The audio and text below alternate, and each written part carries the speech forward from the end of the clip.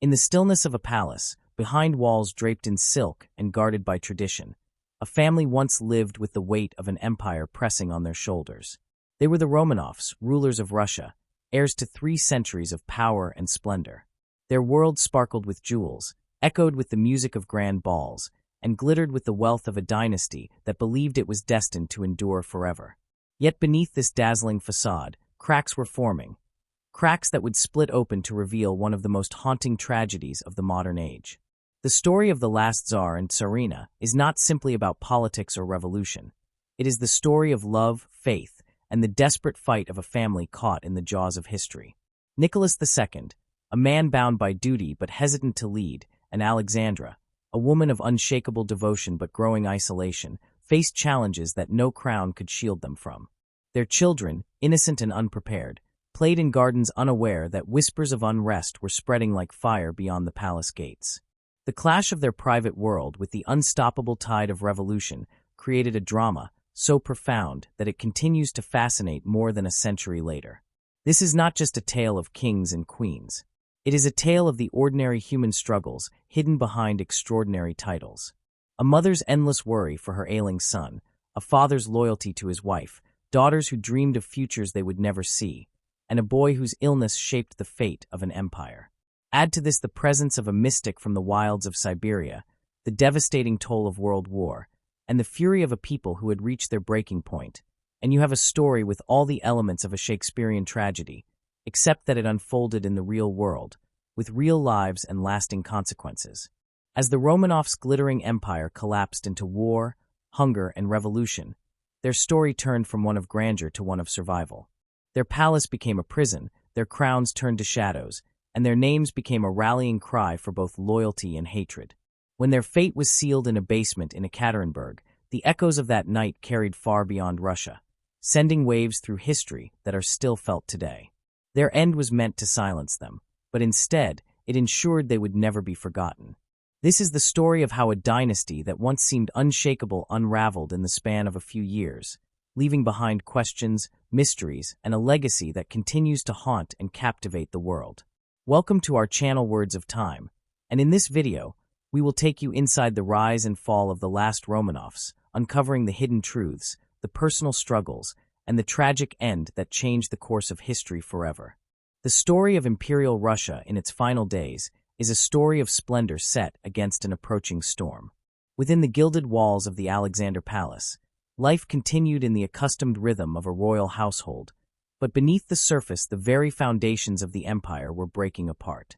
To imagine that world from the perspective of September 2025 is to look back with the knowledge that everything which seemed secure was already slipping away. The grandeur of the dynasty, the rituals of court, the uniforms and jeweled icons, the processions and formalities, all belonged to a society that was heading toward its own destruction.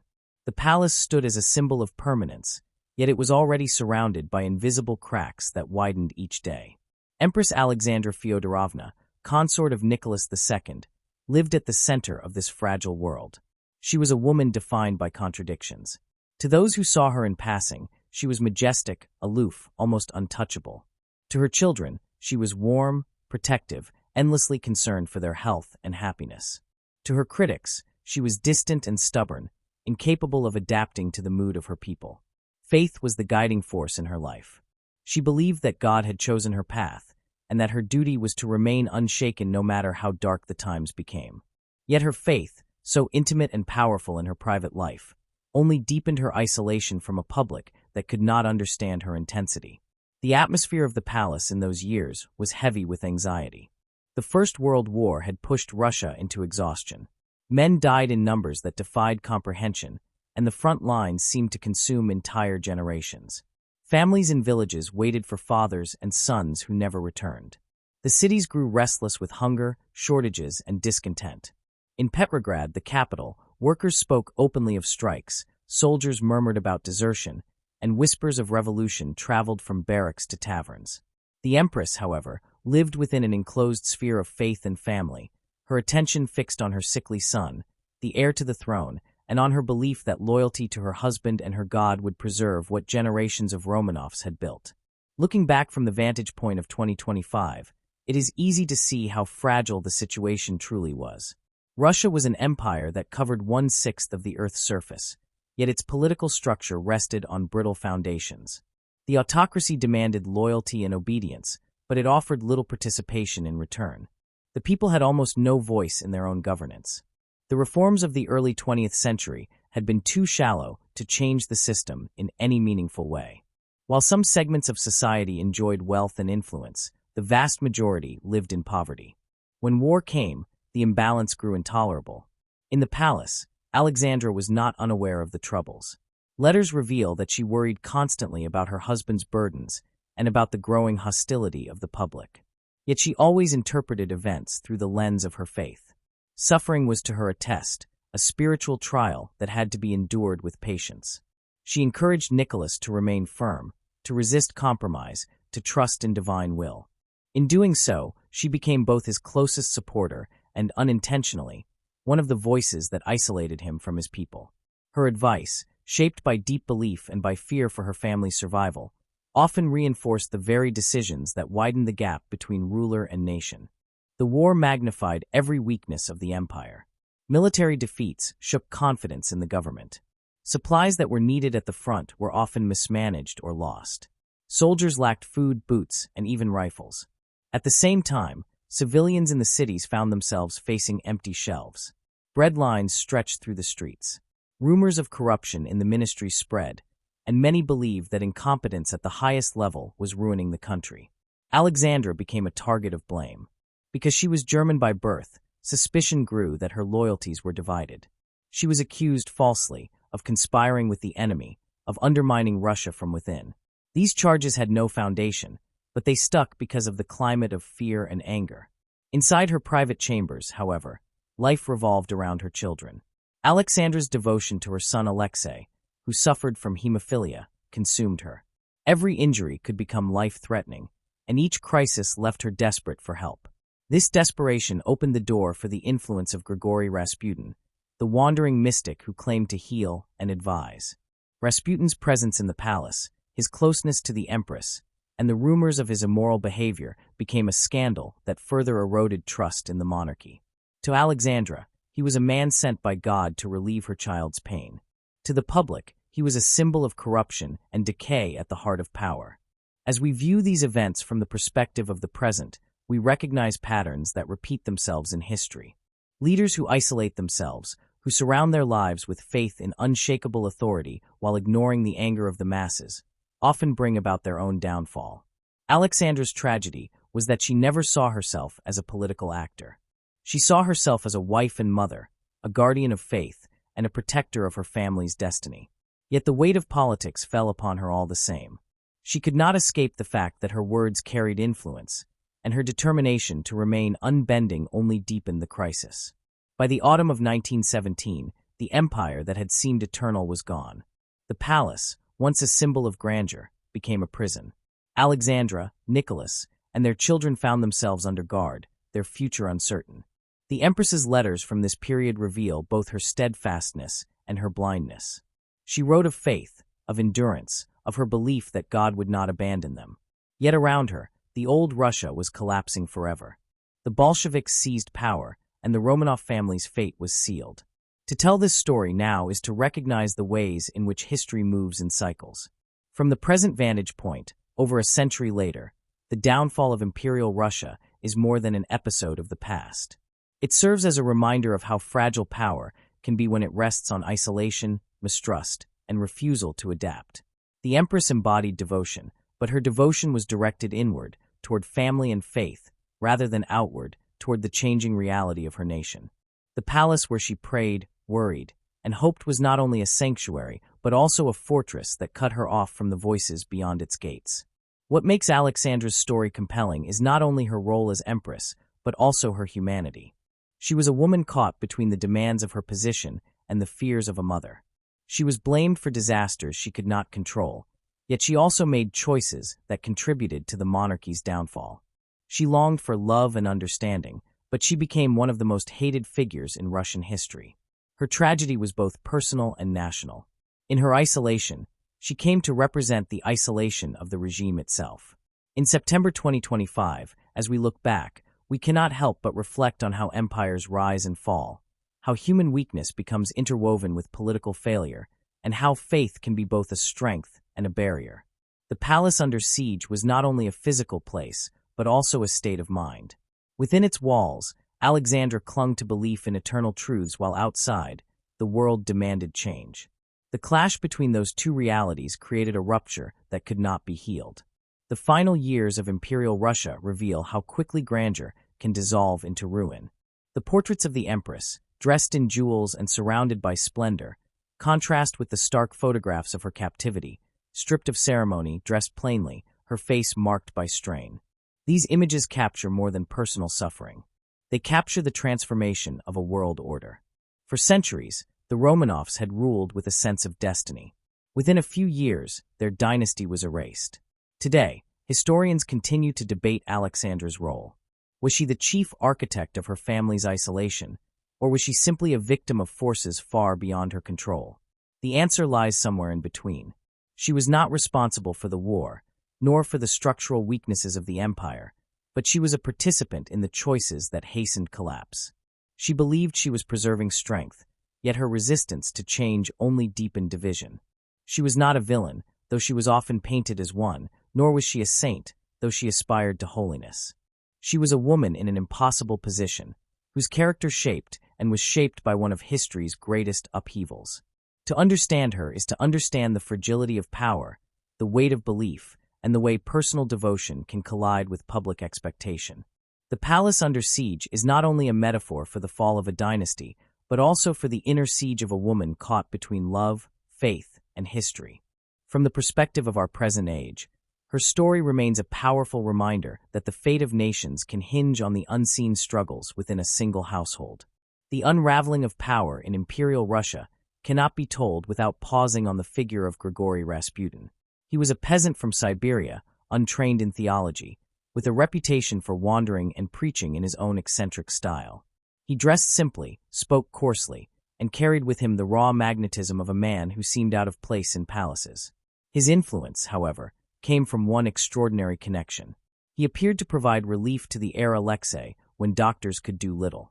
To Alexandra, who lived with constant terror that her son might bleed to death from a minor injury, this was not a small thing. It was salvation. Rasputin's prayers, his presence, and his confidence seemed to ease Alexei's suffering at critical moments, and in a household that lived in fear, that counted for everything. Privately, the Empress came to see him as a man sent by God. Her letters are filled with references to our friend, as she often called him, a sign of intimacy and reverence. To her, he was not a political figure at all, but a spiritual guide and a healer. She leaned on him for advice, comfort, and support. The more desperate she became about her son's health and about the burdens on her husband, the more she turned to Rasputin. This private devotion, however, collided with public perception in the most damaging way possible. In the salons of Petrograd, in the corridors of power, and in the barracks of soldiers, rumors spread about the holy man who drank heavily, who consorted with women, who behaved scandalously, yet still held the Empress under his spell. Cartoonists depicted him as a puppet master pulling strings behind the throne. Politicians accused him of corruption. Clergymen denounced him as a false prophet. The gap between what Alexandra believed and what the public thought was immense. She saw divine grace where others saw degradation. She saw loyalty and healing where others saw manipulation. This divergence between her inner truth and the outer perception created a chasm that no bridge could cross. For every act of devotion she offered to Rasputin, every moment of trust she placed in his prayers, there were whispers outside the palace walls that the monarchy was poisoned from within. In a time of war and suffering, when food was scarce and soldiers were dying by the tens of thousands, the spectacle of a disheveled mystic holding sway over the Empress became a symbol of dysfunction and decay. Nicholas II, for his part, chose loyalty. His love for Alexandra was unwavering, and his trust in her judgment rarely faltered. He knew the rumors. He heard the complaints of ministers and generals. He understood the anger in the Duma, the Russian parliament, and the hostility of society ladies who once adored his wife but now whispered against her. Yet Nicholas refused to abandon her or dismiss her concerns. His flaw was not lack of affection, nor was it cruelty or indifference. His flaw was his inability to balance personal devotion with political necessity.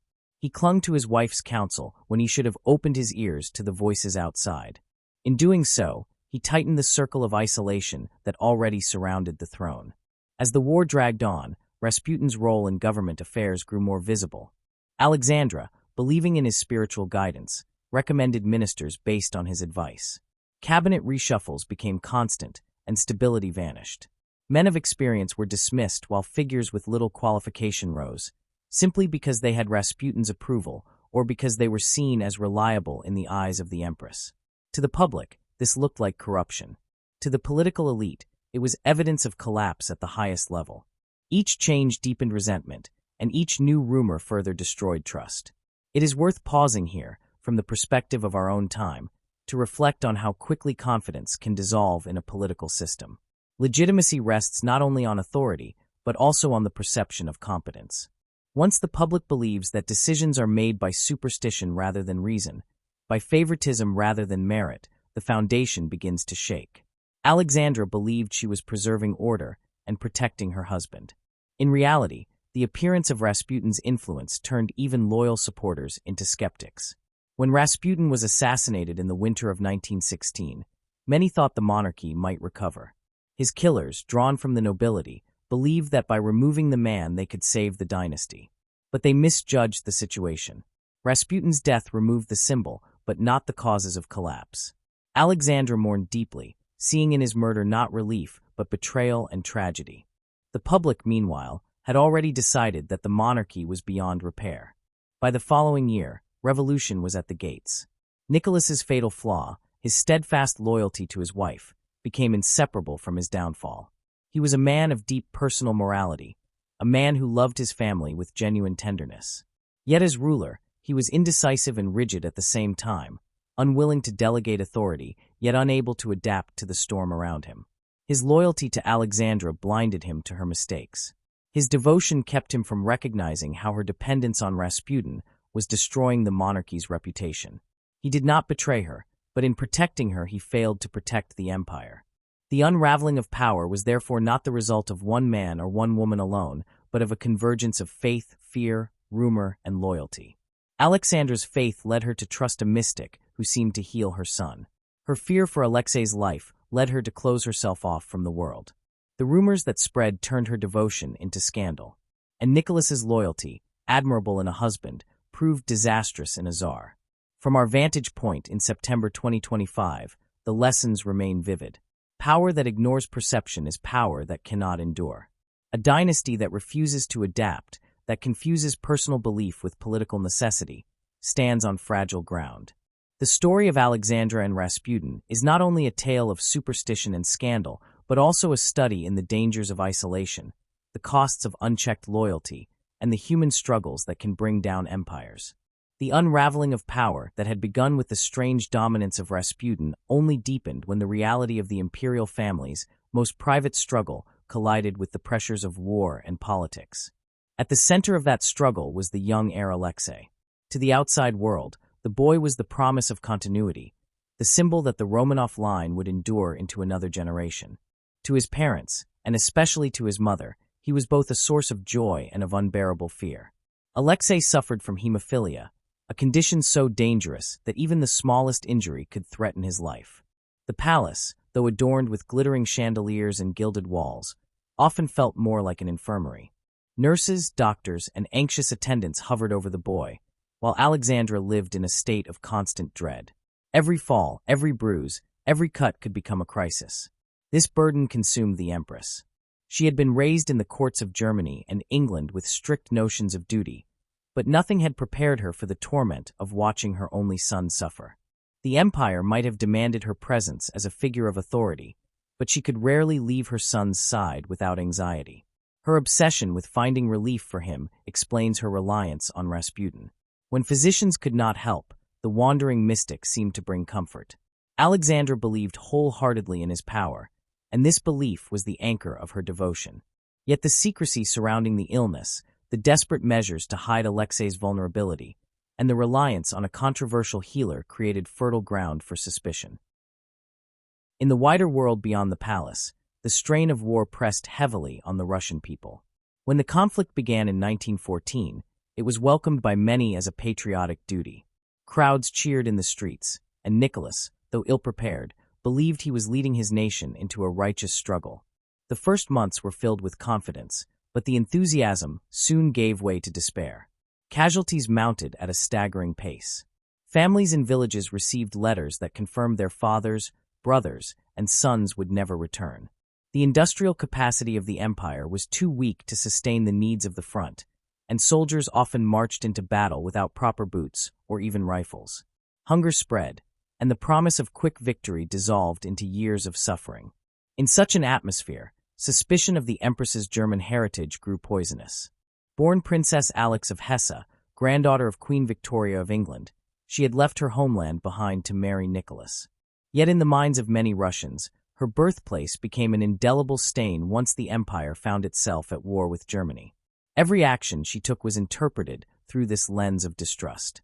When she urged Nicholas to hold firm, critics whispered that she was secretly serving the interests of the enemy. When Rasputin's advice coincided with political appointments, it was assumed to be treachery. Even her presence in the palace was described by enemies as that of a German spy. None of this had any truth, but in times of desperation people cling to explanations that match their fears. Alexandra became, in the public imagination, not the devoted wife and mother she was, but the foreign woman weakening the throne. Court politics, already poisoned by jealousy and intrigue, reflected the same unrest spreading through the streets. Ministers came and went in rapid succession, sometimes lasting only weeks before being dismissed. Each dismissal was attributed to Rasputin's influence, but behind the scenes the reality was even more chaotic. Some ministers sought their own advantage, others tried to resist the Empress's advice, while still others simply failed to cope with the scale of the crisis. Nicholas, increasingly absent as he took personal command at the front, left Alexandra to manage much of the internal business. She wrote letter after letter to him, filled with advice, filled with pleas to trust her judgment, filled with expressions of faith that God would protect them if only they remained steadfast. To Nicholas, who adored her, these words carried weight. To the court, they were a sign that the empire was being guided by a woman out of touch with reality. As the war dragged into its third year, the contrast between the palace and the streets became impossible to ignore. In Petrograd, bread lines stretched endlessly. Workers demanded fair wages while factories struggled to supply the front. Strikes erupted, often suppressed violently, but always returning with greater energy. Soldiers, too, began to lose faith. Letters from the front tell of despair, of hunger, of men questioning why they fought for a ruler who seemed absent and for a government that seemed corrupt. In the villages, peasants whispered of revolution. The same discontent that rippled through the people also mirrored itself within the court. Nobles who had once been loyal to the monarchy began to wonder if the dynasty could survive. Some spoke openly of change, even of replacing Nicholas with a regent. In this environment, Alexandra's world narrowed further. She was already isolated by her son's illness, by her reliance on Rasputin, and by the hostility of the public. The war and its disasters only pushed her deeper into seclusion. She believed she was preserving faith, protecting her husband, and defending the throne, but in truth she was retreating from reality. Letters from this period show her urging Nicholas to resist compromise, to remain firm against calls for reform, to trust in divine providence. She could not accept that the system itself was collapsing. From the perspective of September 2025, it is clear that the seeds of discontent had already grown into something uncontrollable. The empire was not simply threatened by outside enemies. It was collapsing from within. The burden of Alexei's illness symbolized the fragility of the dynasty, the vulnerability hidden beneath the pomp. The devastating impact of the war magnified every weakness of the state, and the crumbling facade of the court reflected the same unrest that shook the streets. What happened next was not a sudden storm, but the inevitable harvest of seeds planted years before. When revolution finally came in the spring of 1917, it was less the work of conspirators than the eruption of pent-up rage. Bread riots in Petrograd spiraled into mass protests. Soldiers sent to suppress the crowds refused to fire, and in many cases joined the demonstrators. The Duma, long frustrated, defied the Tsar. Nicholas, returning from the front, found that he no longer had the loyalty of his army, his ministers, or his people. Within days, he was forced to abdicate. The dynasty that had ruled Russia for more than 3 centuries was overthrown not by a dramatic battle, but by the weight of its own isolation. For Alexandra, the fall was devastating. She clung to her faith, she clung to her children, and she clung to her husband, but the empire she believed eternal had vanished. The seeds of discontent, watered by suffering, suspicion, and political failure, had borne their inevitable fruit. From the distance of more than a century, we can see clearly what those within the palace could not. The fate of the Romanovs was sealed not by one mistake, but by a web of contradictions. A mother's love for her son became entangled with a nation's distrust. A husband's loyalty to his wife became inseparable from a ruler's inability to adapt. Faith that might have offered comfort instead hardened into rigidity. And a court that mirrored the unrest of the people proved incapable of providing stability when it was needed most. The story of Alexandra, Nicholas, Alexei, and the palace under siege remains powerful because it is both deeply human and tragically political. It is the story of a family bound by love and undone by circumstance. It is the story of a nation that longed for change and found it in the most violent of ways. And it is the story of how seeds of discontent, once sown, can grow beyond the control of even the most powerful throne. The fall of the Romanovs had been a long time in the making, but when the final blow came, it happened with a speed that stunned even those who had long whispered of change. The bread riots of February in Petrograd began as desperate protests by hungry women standing in endless lines for loaves that never arrived. These demonstrations might have remained only one more expression of hardship, but they spread quickly, pulling in workers, students, and soldiers who had grown weary of war and empty promises. When Nicholas, still at the front, ordered troops to restore order, he expected obedience. Yet in a moment that revealed how completely his authority had evaporated, many soldiers refused to fire on the crowds. Some even joined the protesters, their rifles raised not against the people, but against the very order they had once sworn to protect. Within a matter of days, the entire capital was in upheaval. Ministers tried to calm the situation, but they no longer held control. The Duma, long frustrated by the Tsar's stubbornness, declared itself provisional authority. Messages reached Nicholas as he hurried to return from the front, each one more alarming than the last. By the time his train reached him with news, he was effectively powerless. His generals informed him that the loyalty of the army could no longer be guaranteed. Advisors warned him that the dynasty itself was in danger. The throne that had been passed from father to son for over 3 centuries now hung by a thread. In the dim light of a railway carriage, Nicholas faced the decision that none of his ancestors had ever confronted. Surrounded by officers, weary from the news of collapse, he took pen in hand and signed the act of abdication. He did so with resignation rather than defiance, believing perhaps that he was sparing Russia further bloodshed. In his mind, he was yielding not from weakness but from duty. Yet the result was the same. 300 years of Romanov rule ended in that moment, not with triumph or grandeur, but with a quiet stroke of ink on paper. For the first time since the 17th century, Russia no longer had a czar. For Alexandra, the abdication was both unthinkable and unbearable. She had spent her life believing in the sacred duty of monarchy, believing that God himself had placed her husband on the throne. To see him surrender, it was to see her world crumble. Letters from this period show her clinging desperately to faith, writing of patience, endurance, and divine will. But no amount of devotion could undo the reality that their power had vanished. What remained was uncertainty, fear, and the growing sense that they were prisoners in all but name. At first, the new provisional government treated the imperial family with a measure of respect. They remained in the Alexander Palace, still surrounded by familiar servants, still moving through rooms filled with their possessions. Yet the freedom they once knew was gone. Guards stood at every entrance. Visitors were monitored. Letters were censored. Alexandra, Nicholas, and their children were allowed to walk in the garden, but every step was watched. The Empress, already frail from years of illness and anxiety, grew weaker. Nicholas, who had once commanded millions, found himself pacing rooms with little to do, writing in his diary with the calm tone of a man trying to preserve dignity in diminished circumstances. The children, too young to grasp the full weight of events, adapted with resilience at first. They played, read, and tried to keep up routines. Yet even they could not escape the feeling that their world had shrunk into confinement. The situation grew more precarious as the months passed. The war dragged on. The provisional government, hailed at first as saviors, struggled to maintain authority. Soldiers continued to desert. Workers continued to strike. The people demanded peace, land, and bread, and when these demands were not met, patience collapsed. Into this chaos stepped the Bolsheviks, who promised radical change, and who saw the imperial family not as fallen monarchs to be pitied, but as symbols of oppression to be destroyed. For the Romanovs, the first ominous step toward their final fate came when the decision was made to move them from the Alexander Palace to Tobolsk in Siberia. Officially, the move was justified as a measure for their safety, away from the unrest in the capital. In truth, it was the beginning of their exile. The journey was long and humiliating. Gone were the gilded carriages and ceremonial escorts.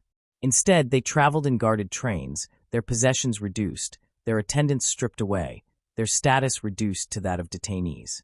In Tobolsk, they were housed in the former governor's mansion, a far cry from their palaces, but still a measure of comfort compared to what would follow. Life in Tobolsk was marked by monotony, hardship, and uncertainty. The family tried to create a routine. The children studied lessons, played games, and took solace in each other's company. Nicholas chopped wood, tended to small chores, and wrote in his diary. Alexandra, increasingly in pain from her ailments, leaned ever more on her faith, reading scripture and writing letters filled with longing for better times. Yet beneath this surface of routine was the ever-present knowledge that their future was not in their hands. Each day depended on the shifting tides of politics in Petrograd, where the Bolsheviks now pressed their advantage. The fateful turn came in the autumn of 1917, when the Bolsheviks seized power in Petrograd and declared themselves rulers of the new Soviet state. To them, the Romanovs were not simply deposed monarchs, but dangerous symbols of a past they meant to eradicate. The provisional government had kept them alive, perhaps out of hesitation or respect. The Bolsheviks, more radical and uncompromising, viewed them as bargaining chips at best and threats at worst. In the spring of 1918, the family was ordered to move again, this time to Ekaterinburg in the Ural Mountains. If the move to Tobolsk had been explained as protection, this second journey carried a darker air. The governor's mansion in Tobolsk, while guarded, had allowed a semblance of dignity. The house in Ekaterinburg, known as the Ipatov House, was a fortress of confinement. The windows were painted over, so the family could not look out. Their correspondence was heavily restricted. Guards intruded on every aspect of their lives, and discipline grew harsher with each passing week. The journey east, across the endless expanse of Russia, was the final stage in their descent from throne to captivity. The imperial family, who once commanded vast armies and ruled over millions, now lived in crowded rooms with little privacy, under the gaze of guards who often mocked and resented them. The Empress, weakened by illness, still clung to her belief that suffering was part of God's plan. Nicholas tried to maintain calm, even cheerfulness, for the sake of his children. The daughters Olga, Tatiana, Maria, and Anastasia comforted their mother, played with their brother, and filled notebooks with writings that alternated between hope and despair. Alexei, fragile and often in pain, bore his condition with quiet endurance. From the perspective of our time, it is impossible not to feel the ominous shadow that hung over those final months. The Bolsheviks faced threats from advancing white armies, foreign intervention, and internal dissent. The Romanovs were viewed as potential rallying points for counter-revolution, symbols that enemies of the Bolsheviks could unite around. The more precarious the Bolsheviks' position, the more dangerous it became for the family. What makes the story so haunting is the mixture of ordinary routine and looming tragedy. Diaries from this period describe meals, small chores, reading, sewing, even moments of laughter. Yet all the while, outside the walls of the Ipatov house, decisions were being made that would end their lives. The Romanovs themselves seemed to sense the danger, but could not grasp the timing. They lived suspended between hope and dread, clinging to the rhythms of family life as the world closed in around them. Looking back from September 2025, the brink of disaster appears inevitable. The February Revolution had toppled the monarchy, the provisional government had failed to hold control, and the Bolsheviks, ruthless in their vision, saw no place for the Romanovs in their future. What had begun as bread riots in Petrograd ended with a dynasty in captivity, shuttled eastward into obscurity. The journey from throne to prison was swift in its final stages, but it had been years in the making, built on isolation, mistrust, and the refusal to adapt. The imperial family's fate reminds us of how fragile power can be, and how human devotion, loyalty, and faith can both inspire and destroy. They were not merely rulers brought low by politics. They were also a family who loved one another, who prayed, who worried, who laughed, who suffered. That humanity makes their story enduring, and their end one of history's most poignant tragedies. The Romanovs entered the Ipatiev house in Ekaterinburg under the watchful eyes of guards who knew they were not merely holding prisoners, but safeguarding symbols whose very existence unsettled the new regime. The family tried to maintain dignity, but the atmosphere was thick with menace. Windows had been painted over, fences erected, and armed men posted at every point. Even their meals were rationed and their movements restricted. Conversations were overheard, and whispers of escape or rescue were quickly suppressed. Yet the family continued their daily rituals, as if clinging to normality might delay the catastrophe that everyone sensed was drawing nearer. By the summer of 1918, the Bolsheviks' control of Russia was far from secure. The White Armies, loyal to the old order and supported in part by foreign powers, advanced dangerously close to the Ural region. In Bolshevik councils, heated debates erupted over what should be done with the former Tsar and his family. To allow them to fall into the hands of counter-revolutionaries risked giving the opposition a powerful rallying symbol. To keep them alive was to invite constant threats and plots. The solution chosen was grim and final. The Romanovs would not leave Ekaterinburg alive. The night of July 17th began quietly within the Ipatiev house. The family had retired, unaware of the decision made in secret by their captors. Around midnight, guards roused them with the explanation that they were to be moved for their safety because of unrest in the city. Sleepy and confused, Nicholas, Alexandra, their 5 children, and a few loyal attendants dressed and descended to the basement. The room they entered was bare, with whitewashed walls and a single chair. Alexandra, frail and in constant pain, was seated while the others stood. Nicholas asked for chairs for his daughters. The guards, stern and expressionless, told the family to wait. Moments later, the execution squad entered. The leader read a brief statement declaring that the Ural Soviet had sentenced them to death. Nicholas managed only a stunned response before the order was given. The gunfire erupted in the confined space, echoing with deafening violence. Bullets tore through the room, striking the Tsar first, then Alexandra, then the children. Smoke filled the air, cries of pain rose, and chaos followed. Some of the children, protected by jewels sewn secretly into their clothing, survived the first volley and writhed in agony on the floor. The guards, untrained and panicked, finished the work with bayonets and close-range shots. In the end, no one was left alive. The bodies were hastily removed, stripped, and loaded onto carts. For days, their captors struggled to conceal the evidence, moving the remains from one location to another, pouring acid to obscure recognition, burying them in shallow graves. The secrecy was intended to prevent the Romanovs from becoming martyrs, but in silencing them the Bolsheviks ensured their memory would echo across history with even greater power. For decades, the precise details of what happened remained clouded in mystery. Official Soviet accounts admitted to the execution of Nicholas, but often obscured the fate of Alexandra and the children. Rumors spread of survivors. Stories emerged of Anastasia escaping, of Alexei spirited away, of daughters living under assumed names abroad. These tales captivated the world, fueled by the lack of clarity and the longing for hope amid tragedy. Plays, novels, and films dramatized the possibility that someone had survived that basement in Ekaterinburg. For many, the mystery became almost as compelling as the truth. It was not until the late 20th century that the remains of the Romanovs were discovered and carefully examined. In the forests outside Ekaterinburg, investigators uncovered graves that contained the bones of Nicholas, Alexandra, and several of their children. Later searches revealed additional remains that completed the family.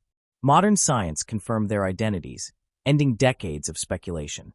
Yet even with proof, the legend of possible escape lingered in cultural memory, a testament to how deeply the story had taken root in the imagination of generations. What remains most haunting about that night in July is not only the brutality of the act, but the quiet humanity of the victims. They were not merely monarchs or symbols of autocracy. They were a family. Diaries reveal the girls teasing one another, playing music, writing poems. Letters from Nicholas show his devotion to Alexandra and his pride in his children. Alexandra herself, often vilified in her lifetime, emerges from her writings as a woman of deep love and relentless faith, though also of rigid conviction. She was not perfect, nor was she the villain painted by her enemies. She was a mother who spent sleepless nights at her son's bedside, a wife who urged her husband to remain strong, and a believer who clung to the idea that suffering was part of divine will. Her legacy is therefore complex. To some, she was a tragic figure undone by her stubbornness and her misplaced trust in Rasputin. To others, she was a martyr of faith and family, a woman who endured hatred and isolation, yet remained devoted to those she loved. In her life we see the contradictions of history itself. Strength entwined with weakness, devotion shadowed by blindness, hope darkened by tragedy.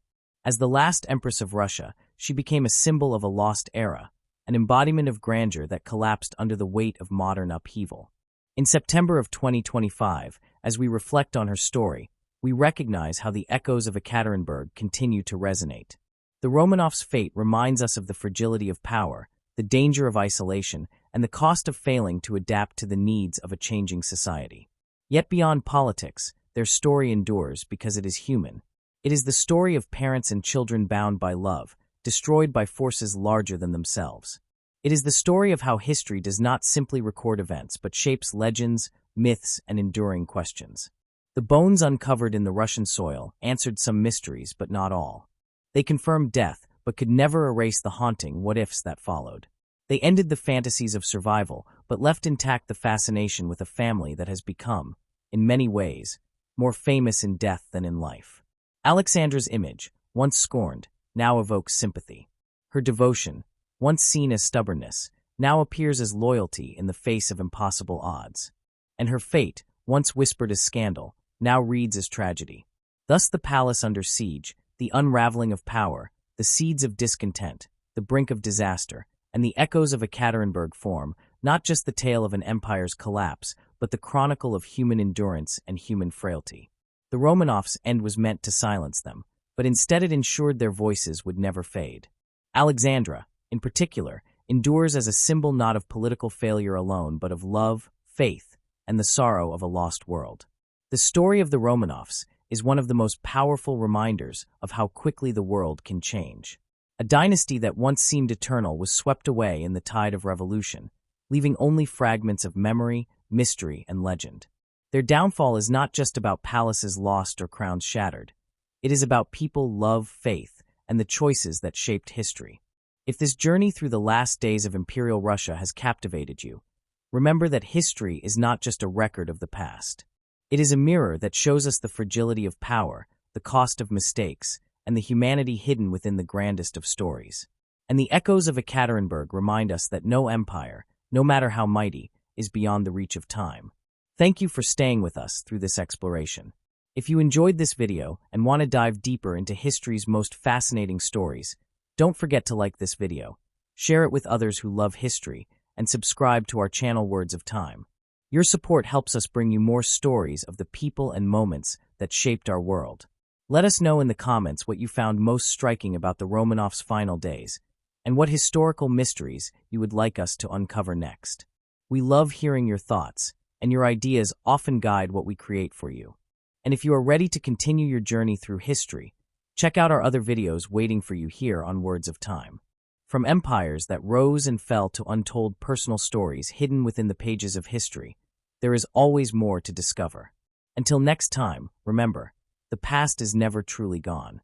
It lives with us, shaping our present and guiding our future. This has been Words of Time, and we cannot wait to share the next story with you.